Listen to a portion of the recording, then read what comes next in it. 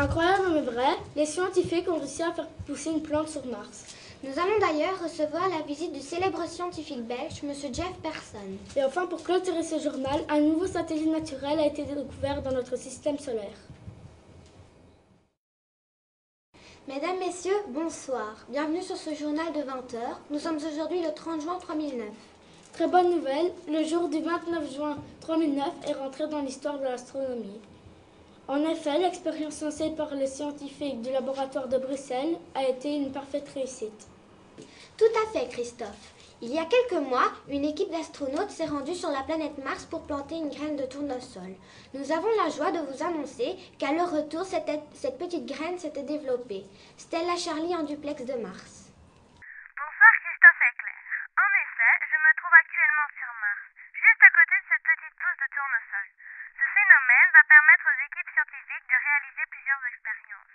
Car grâce à cette découverte, nous pouvons maintenant vous assurer qu'il y a de l'eau sur Mars.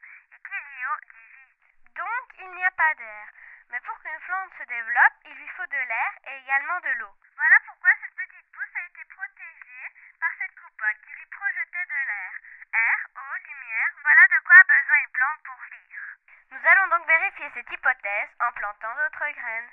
Merci Stella, bon séjour sur Mars et surtout bon travail. Pour mieux comprendre ce phénomène extraordinaire, nous avons la chance de recevoir le célèbre scientifique Jeff Persson, spécialiste en astronomie. Bonsoir Christophe, bonsoir Claire. Effectivement, cette expérience est une vraie réussite. Il y a quelques années, l'idée d'avoir une plante sur Mars était complètement absurde.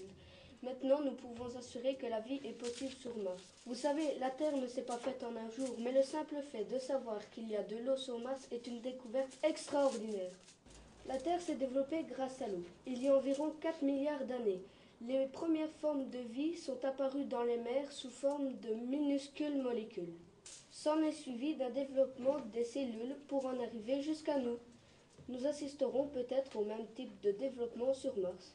Nos scientifiques ont beaucoup de projets pour cette année. Une chose est certaine, nous progressons. Des expériences vont être réalisées. Sur Terre, nous pourrons trouver l'eau sous 3 états, liquide, solide et gazeux. Nous allons vérifier s'il en est de même sur Mars. D'autres expériences seront bien sûr réalisées. Nous ne manquerons pas de vous tenir au courant. Un grand merci, Dr Persson. Il ne nous reste plus qu'à vous dire bonne chance et bon travail. Autre découverte concernant le monde de l'astronomie. Un nouveau satellite naturel vient d'être découvert. Les premières lunes de Jupiter furent découvertes en 1610. Galilée observa les 4 grands satellites du système jovien, Io, Europe, Ganymède et Callisto. Ces satellites ont été ensuite nommés lunes galiléennes en son honneur.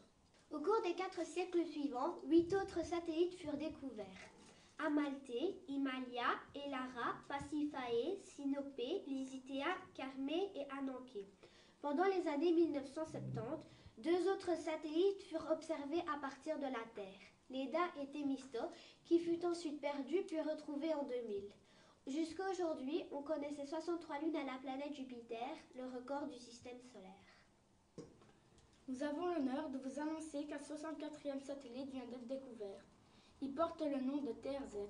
La plupart des 47 satellites découverts après 2000 possèdent des orbites éloignées et inclinées par rapport à Jupiter. Ils font en moyenne 3 km de diamètre, le plus grand atteignant à peine 9 km. On pense que ce sont tous des corps astéroïdaux ou cométaires capturés ou fragmentés en plusieurs morceaux. TRZ, lui, atteint un diamètre de 2 km. C'est tout pour l'actualité d'aujourd'hui. Tout de suite, la météo présentée par Catherine Brouillard. Mesdames, Messieurs, merci de nous avoir suivis. Nous vous souhaitons une excellente soirée et vous disons à demain pour un nouveau journal de 20h.